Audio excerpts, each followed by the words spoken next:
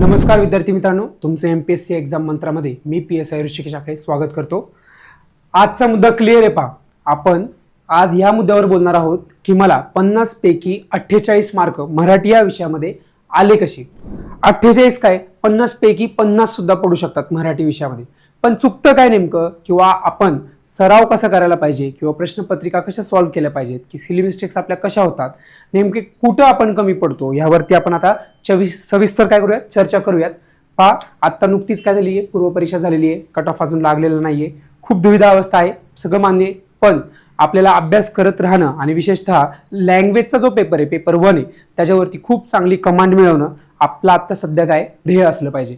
आणि जोपर्यंत काही क्लिअर दिसत नाहीये, ग्रुप बी चा आणि सी चा कट ऑफ क्लिअर होत नाही, तोपर्यंत मराठी इंग्लिश करा। आणि ज्या वेळेस कट ऑफ डिक्लेअर होईल तिथून पुढची तुमची स्ट्रॅटर्जी की आपण येणारी पूर्व परीक्षा फोकस करायची का मराठी इंग्लिश वरती फोकस राहून जीएस सोबत करून मेन्सला टार्गेट करायचं, ते निश्चित केलं पाहिजे। आता या व्हिडिओमध्ये मला फक्त तुम्हाला एकच गोष्ट सांगायची आहे की मराठी या सब्जेक्टमध्ये विषयामध्ये आपण पैकीच्या पैकी कसे गुण मिळवले पाहिजे। टार्गेट जर 50 पैकी 50चा असेल तरच कुठे जाऊन हे 48 स्कोर होऊ शकतो। जर तुमचं टार्गेट फक्त 40 प्लस किंवा 45 प्लस, कारण बऱ्याच विद्यार्थ्यांबरोबरती इंटरॅक्शन केल्यानंतर ना त्यांच्या बोलण्यातून मला असं जाणवतं की त्यांच्या माइंडमध्ये एकच असतं की अरे कसंही झालं तरी मराठीमध्ये मला 45 प्लस जायचंय, कोण म्हणतं 40 प्लस जायचंय, म्हणजे लो एम त्यांचा सगळ्यात पहिलं काय एक निगेटिव्ह पॉईंट म्हणा, किंवा एक चूक त्यांची सगळ्यात मोठी ही आहे की ते टार्गेटच काय ठेवतायत, लो ठेवतायत आणि आधीच अज्युम करून टाकतायत की माझे 5 तर क्वेश्चन चुकणारच आहेत। मग सगळ्यात मोठा गुन्हा काय आहे, लो एम। आणि किंवा दुसरं काय, आधीच कन्सिडर करणं की मी 45 प्लस क्रॉस करणार आहे, आणि म्हणजे ह्यांनी काय केले, आधीच अज्युम करून टाकलेलं आहे की 5 क्वेश्चन चुकायला मला वाव आहे। आणि असं अज्युम केल्यामुळे काय होतंय, अभ्यास करताना पण आपण काही टॉपिक निग्लेक्ट करतो जे टफ जात आहेत, किंवा बारीक सारीक गोष्टींवर आपण लक्ष देत नाही। पण जेव्हा आपण आपला फोकस किंवा आपण आपला ऑब्जेक्टिव्ह जर चेंज केलं आणि 50 पैकी 50 मार्क मी कसे मिळवणार असा जर विचार करायला आपण सुरुवात केली, तर मात्र आपल्याला कोणताही टॉपिक स्किप करून चालणार नाही। कोणताही प्रश्न ह्याचं उत्तर आलं कसं तो स्किप करून चालणार नाही। प्रत्येक क्वेश्चनला किंवा प्रत्येक टॉपिकला आपल्याला न्याय वेळ दिला पाहिजे, प्रत्येक गोष्टीत आपण हात घातला पाहिजे आणि प्रत्येक गोष्टीत आपण ती मेहनत घेतली पाहिजे, तेव्हा जाऊन काय 50 पैकी 50 मार्क पडतात। बरं ठीक आहे, मग स्ट्रॅटर्जी बद्दल विचार करूया। नेमकं काय केल्यानंतर ना एवढे गुण मिळतात की 50 पैकी 48 म्हणा, 49 म्हणा, किंवा 50 पैकी 50 म्हणा, इतके सहज गुण पडतात। हल्ली काही एक्झाम झाल्यात मेन्सच्या, त्यामध्ये 90 क्रॉस झालेले विद्यार्थी पण आपल्याला बघायला मिळतात। म्हणजे पेपर 1 मध्ये जर 90 क्रॉस करणं म्हणजे सोपं आहे का, मी म्हणणार नाही की खूप सोपं आहे। खूप टफ आहे का, तर खूप टफ नाही, पण ज्यांनी मेहनत घेतलेली आहे तेवढी त्या पेपरवरती त्यांना हा स्कोर करणं तुलनेने सोपं जातं। पण बरेच विद्यार्थी काय करतात की क्लास कोणता करू, सोर्सेस काय वापरू, स्ट्रॅटर्जी काय ठेवू, टाइम किती देऊ, ह्या सगळ्या क्वेश्चनमध्ये ते अडकून पडलेले असतात आणि नेमकं त्यांना अभ्यासाचं नियोजन करणं कठीण होऊन बसतं। तर अभ्यासाचं योग्य नियोजन लावणं, टाइम मॅनेजमेंट करणं आणि मराठीसाठी सुद्धा वेळ काढणं। एक तर सगळ्यात मोठी चूक विद्यार्थ्यांची अशी असते की मराठीच आहे ना, येतंय आम्हाला, वाचल्यावरती कळते, येतंय कळतंय समजतंय झालंय, आणि त्याच्यामध्ये मार्क येणं ह्यामध्ये खूप फरक असतो। सिलेबस तुलनेने छोटा आहे, सगळ्या गोष्टी पाठ करायच्या आहेत मोस्टली मराठीमध्ये, वाचून कळतं चटकन, आणि त्यामुळं हा सोपा वाटणारा विषय आहे। पण जेव्हा पेपर सॉल्व्ह करायला घेतो आपण आणि तेव्हा मार्क जेव्हा 35, 30, 38 असे पडतात, तेव्हा मात्र झाक येते की अरे सोपा वाटणारा तुलनेने हा विषय मार्क मात्र का देत नाहीयेत। तर जे पुढचे जे मार्क असतात की 40 प्लसचं नेमकं गणित काय, किंवा 45 प्लसचं, पण मी सांगताना तुम्हाला गणित सांगणार आहे 50 पैकी 50चं, की 50 पैकी 50 मार्क मिळवण्यासाठीची नेमकी स्ट्रॅटर्जी काय। आणि त्यातली सगळ्यात मी बोलता बोलता असे काही पॉईंट्स काढलेत जे तुम्ही नोट डाऊन करून घेणं अपेक्षित आहे। असे कुठले पॉईंट्स 1, 2, 3, 4, आणि त्याच्यानंतर मी की हा हे नका करू, हे नका करू, हे नका करू असं काही लिहून दिलेलं नाहीये। पण व्हिडिओमध्ये थ्रू आउट जेव्हा पण माझ्या कन्व्हर्सेशनमध्ये मी सांगतोय तुम्हाला की हे करायचं नाहीये किंवा ही चूक करायची नाहीये, तर त्या ॲज अ विद्यार्थी म्हणून तुमचं काय काम आहे, ती गोष्ट टिपून ठेवणं आणि त्याच्यावरती काय एक्झिक्युशन करणं, हे तुमचं सगळ्यात महत्वाचं काय काम आहे। तर आपण सुरुवात करूया। सोर्स काय, तर बरेच विद्यार्थी म्हणतात की मराठी सारख्या विषयाला मी सोर्स काय वापरू, तर मी कोणते सोर्स वापरले होते आणि कोणते वापरायला पाहिजेत याबद्दल मी सांगतो। आणि त्यानंतर तुम्हाला जर असं वाटत असेल की नोट्सच्या फॉर्मॅटमधून बाबा लवकर माझं मराठी कव्हर होते की मी ते रेफर करल, तर हरकत नाही, पेपरच्या काही दिवस आधी तुम्ही ते नोट्सच्या माध्यमातून रिव्हिजन करू शकता. पण वाचणं मस्ट आहे. अशी 2 पुस्तकं मी तुम्हाला सांगाल की तुम्ही ती प्रामाणिकपणे टाइम देऊन एकदम योग्य रीतीने वाचलीच पाहिजे. त्यासाठी मराठी व्याकरणाचं पुस्तक आहे, मोरा वाळंबे सरांचं, सगळेच वाचतात.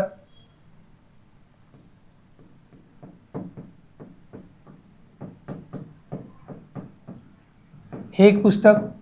त्याच्यानंतर ना बाळासाहेब शिंदे सर,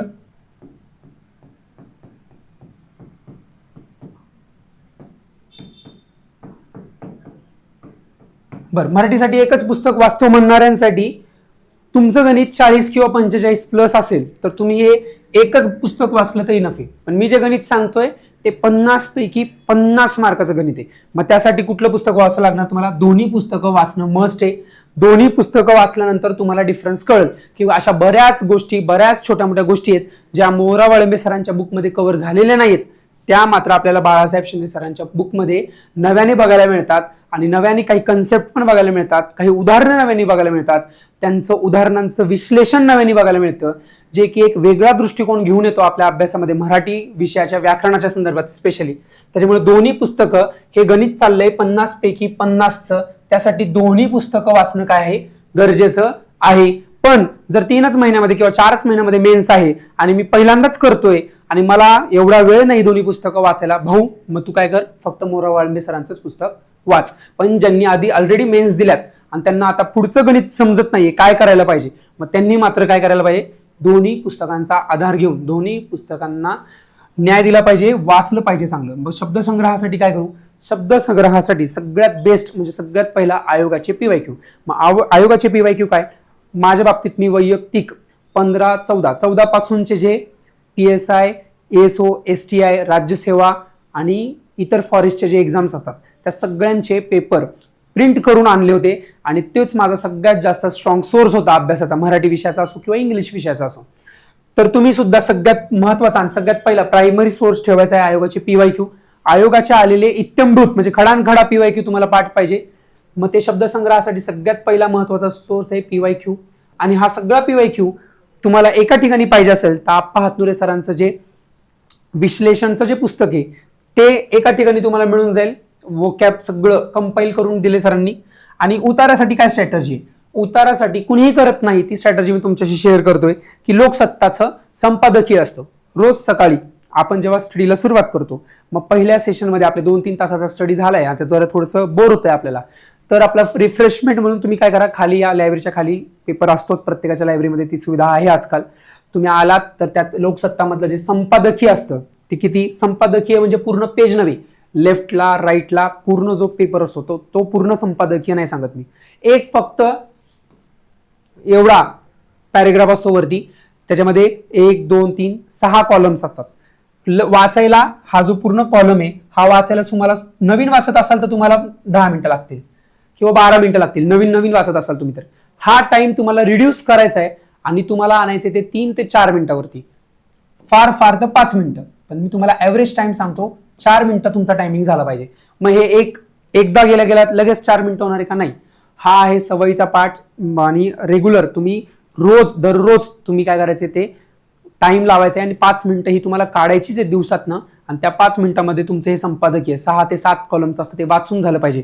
याने होणार काय, एक म्हणजे जसं की पॅसेजला नव्याने वर्ड्स तुमच्या समोर येतात, तसं या उतारामध्ये नवे शब्द तुमच्या वाचण्यात येणार आहेत आणि त्यामुळे तुमच्या वाचनाला स्पीड येणार आहे. आणि त्यात वाचताना फक्त वाचून काढायचं नाही, वाचून ते समजलं पाहिजे, समजून त्याच्यावरती तुमची प्रोसेस झाली, त्याच्याबद्दल तुम्ही विचार केला पाहिजे.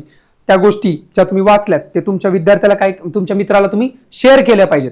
अशा पद्धतीने ते 5 मिनिटाचा जरी तुमचा वेळ गेला असेल तरी तुम्ही दिवसभरातून त्यावरती अर्धा तास तुमचा वेळ जाणार आहे.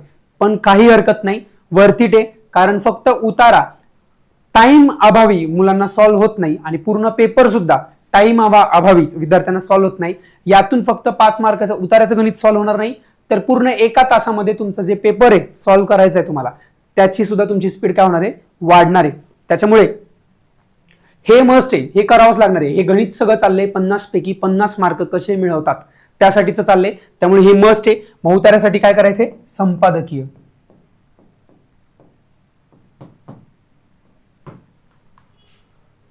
आता सगळ्यात की पॉइंट म्हणजे तुमच्या पूर्ण मार्क 50 पैकी 50 पडण्यासाठी एकदम महत्वाचा आहे तो म्हणजे एकदम कळीचा मुद्दा म्हणतो ना आपण त्याप्रमाणे की प्रश्नपत्रिकांचा सराव. कसा करावा प्रश्नपत्रिकांचा सराव? म्हणजे जर तुम्हाला मी सांगितलं की आयोगाचे PYQ बघून जा, फार फार तर विद्यार्थी प्रिंट करून आणतील आणि वाचतील. ही मेथड नाही. मेथड आहे, एक शब्द सांगतो, सॉल्व्ह. ह्या शब्दाचा अर्थ ज्याला कळला त्याला पेपरमध्ये मार्क मिळणार म्हणजे मिळणार. सॉल्व्ह जेव्हा मी असा शब्द वापरतो तेव्हा अपेक्षित काय? प्रश्नपत्रिका एक घेऊन येणं, एकच प्रश्नपत्रिका त्याला स्टेपल केलेलं असणं, म्हणजे आयोगाचा अख्खा एक पेपर आपण घेणं, 1 तासाचा टाइम लावणं, 1 तासाच्या टाइम मध्ये तो पेपर सॉल्व्ह करणं, OMR वरती कोणते चुकलेत ते बघणं आणि ते चुकले त्यांचं अनालिसिस करणं, हे सगळं मिळून शब्द आहे सॉल्व्ह.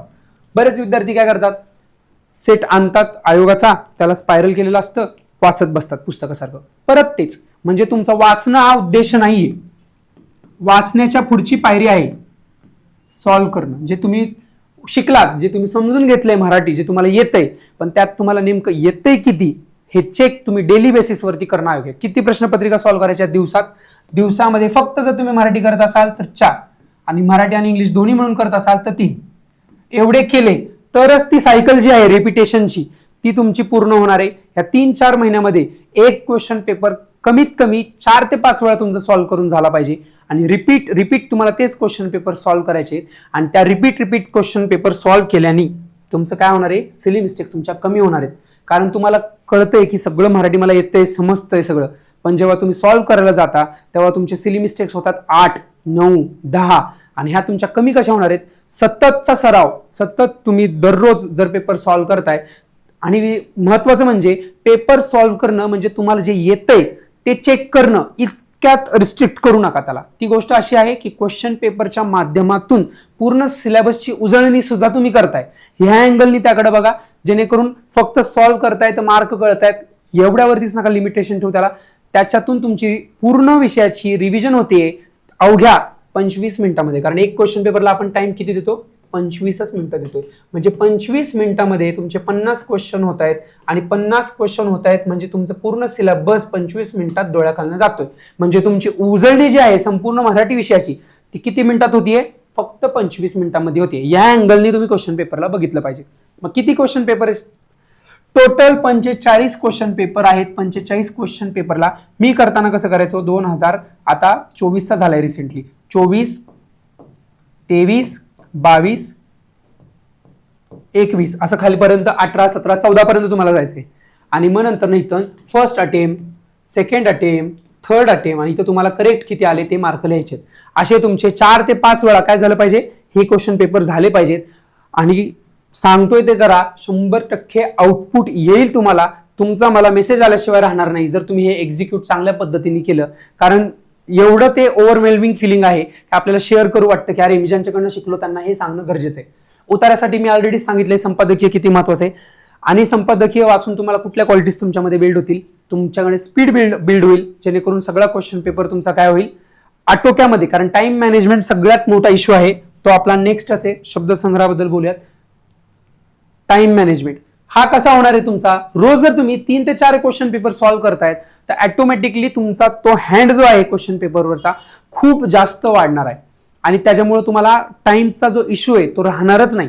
कारण तुमची भीतीपूर्ण शून्य झालेली असणार आहे. कारण तोच क्वेश्चन पेपर तुम्ही दररोज 4 वेळा सोडवताय आणि त्या 1 तासासाठी आपण रोज 4 वेळा प्रिपेअर होतोय, जेणेकरून तुमचा टाइम मॅनेजमेंटचा इश्यू उरणारच नाही. इनिशियल डेजमध्ये जेव्हा तुम्ही सॉल्व्ह करताय तेव्हा होऊ शकतो विषय, पण जसे जसे 10-15 दिवस होऊन जातील त्यानंतर हा मुद्दा तुमचा उरणारच नाही. विरामचिन्ह हे कशासाठी लिहिले माहिती का, ज्या विद्यार्थ्यांना 50 पैकी 50 गुण घ्यायचे त्यांनी विरामचिन्हे ह्या सोप्या एकदम निग्लेक्ट केल्या जाणाऱ्या टॉपिक कडे पण सुद्धा इतक्या बारकाईने बघणं गरजेचं आहे. हे फक्त ऍज अ एक्झाम्पल म्हणून मी लिहिलंय की काय करायचं असतं नेमकं. आता विरामचिन्हे मोरा वाळिंबे सरांच्या शेवटी म्हणजे पुस्तकाच्या शेवटी एक चार्ट दिलाय, मुलं फार फार तर तेच करतात. तर मी जर मला 50चं गणित जुळवायचंय तर मी काय एक एक्स्ट्रा एफर्ट केले पाहिजे, विरामचिन्हावर आलेले सगळे क्वेश्चन बघितले, त्यातून मला असं लक्षात आलं की ठीक आहे बाबा, जे मोरा वाळिंबे सरांच्या बुकमध्ये जेवढे दिले ते कसं वाटतंय, इनसफिशियंट वाटतंय, सोर्स कमी वाटतोय. मग स्वतः गुगल क्रोमवरती जाणार, विरामचिन्ह टाईप करणार, मराठीतनं अजून काही एक्स्ट्रा विरामचिन्हे आहेत का बघणार. असं जेव्हा तुम्ही ठराविक टॉपिक बद्दल ज्याचा सोर्स कमी आहे असं करचाल तर तुम्हाला 50 पैकी 50 मार्क आरामात पडणार, कुणीच तुम्हाला अडवू शकत नाही. हे एक एक्झाम्पल दिलं ह्या टॉपिकला कन्सिडर करून. असंच तुम्ही काय करायचंय, ज्या टॉपिकला तुम्हाला असं वाटतं की सोर्स कमी आहे त्या टॉपिक बद्दल तुम्ही थोडंसं एक्स्ट्रा एफर्ट लावून तुम्ही काय करणार आहे, सोर्स शोधून काढणार आहे आणि तिथं मेहनत घेणार आहे तुम्ही. कारण विरामचिन्ह यावरती हमखास क्वेश्चन असतो. त्यानंतर शब्दसंग्रह, मोरा वाळिंबे सरांचं येल्लो कव्हर असलेलं जे बुक आहे ते आपल्यासाठी प्रमाण आहे. तेच बुक आपण काय करणार आहे, रेफर करणार आहे. त्यातून बऱ्याचदा मी असं केलं की जेव्हा पेपर देऊन येतो आपण आणि पेपर देऊन आल्यानंतर नेमके आले होते कुठून क्वेश्चन्स हे जेव्हा आपण बघतो तेव्हा आपण बघतो आणि सोर्स मधून शोधायला जातो, तेव्हा खूप वेळा असं झालंय की पीवायक्यू मधून जर आलेलं नसेल तर मात्र ते हमखास या पुस्तकातूनच शब्दसंग्रहातूनच आलेलं असतं. आता आपण काय पूर्ण थ्रू आउट सेशन मध्ये काय काय कव्हर केलं ते एकदा रिवाइज करूया आणि थांबूयात. आपण पाहिलं की 50 पैकी 50 मार्क मिळवण्याची स्ट्रॅटर्जी नेमकी कशी असते. त्यासाठी आपण मराठी व्याकरणासाठी सोर्स कोणता, शब्दसंग्रहासाठी कोणता, उताराबद्दल नेमकं काय शंका आहेत की कसा स्पीड वाढवायचा, त्यासाठी संपादकीयचं महत्व बघितलं आपण की कसं संपादकीय हेल्प करतं पूर्ण क्वेश्चन पेपरसाठी आपल्या. त्यानंतर आपण प्रश्नपत्रिकांचा सराव करण्याची स्ट्रॅटर्जी बघितली की कशा पद्धतीने आपण प्रश्नपत्रिका सॉल्व्ह केल्या पाहिजेत, त्यासाठीचे डेली टार्गेट तुम्हाला सेट करून दिले. त्यानंतर सिली मिस्टेक्स वरती कसं काम करायचं, सिली मिस्टेक होत नाहीत केव्हा, जेव्हा डेली लेवलला तुम्ही क्वेश्चन पेपर सॉल्व्ह करता, रिपीटेटिव्ह सॉल्व्ह करता, त्यानंतर सिली मिस्टेक्स कमी होतात. परत उतार्याबद्दल मी सांगितलं तुम्हाला, स्पीड कशी वाढवायची, शब्दसंग्रहाबद्दल मी सोर्स सांगितला आणि कसे पाठ करायचं ते सांगितलं. विराम चिन्हावरून आपण सांगितलं की एक्स्ट्रा एफर्ट आपल्याला कुठे टाकायचे आणि टाइम मॅनेजमेंटचा विषय आपण हाताळला, त्याला नेमकं कसं टॅकल करायचं याबद्दल आपण पाहिलं.